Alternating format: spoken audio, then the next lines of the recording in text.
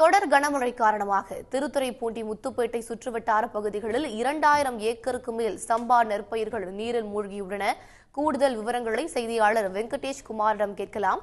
வெங்கடேஷ் குமார், கூடுதல் தகவல்களை பதிவு செய்யுங்க. திருவாரூர் மாவட்டத்தில் நேற்று காலை முதல் ரெட் அலர்ட் விடுக்கப்பட்ட நிலையில் கடுமையான மழை பெய்தது. நேற்று மாலை வரை பெய்த கனமழை தொடர்ந்து தற்போது விட்டிருந்த நிலையில் இன்று மீண்டும் மழை தற்போது தொடங்கி வருகிறது.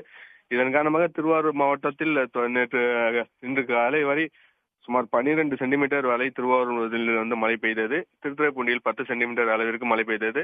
இதன் காரணமாக தற்போது செய்து வரும் சம்பா சாகுபடி மாவட்டம் முழுவதும் சுமார் 3 லட்சம் ஏக்கர் பரப்பளவில் சாகுபடி செய்து வந்தனர். தொடர்ந்து தற்போது பெய்து வரும் மழையின் காரணமாக திருத்துறைப்பூண்டி மற்றும் முத்துப்பேட்டை வட்டார பகுதிகளான தில்லைவேலாகம், மாங்குடி, நாச்சிகுளம் உள்ளிட்ட பல்வேறு பகுதிகளில் தற்போது சுமார் 2000 ஏக்கர் பரப்பளவுல சம்பா நெல் தண்ணீரில் மூழ்கியுள்ளது.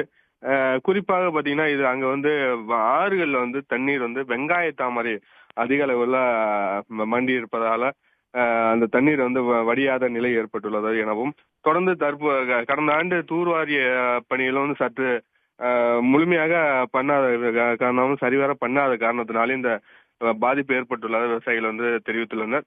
தற்போது உடனடியாக மாவட்ட நிர்வாகம் தலையிட்டு இந்த வெங்காய தாமரைகளை அகற்றி தண்ணீரை வடிய வைக்கிறதுக்கு நடவடிக்கை எடுக்க வேண்டும் விவசாயிகள் கோரிக்கை விடுத்துள்ளனர்.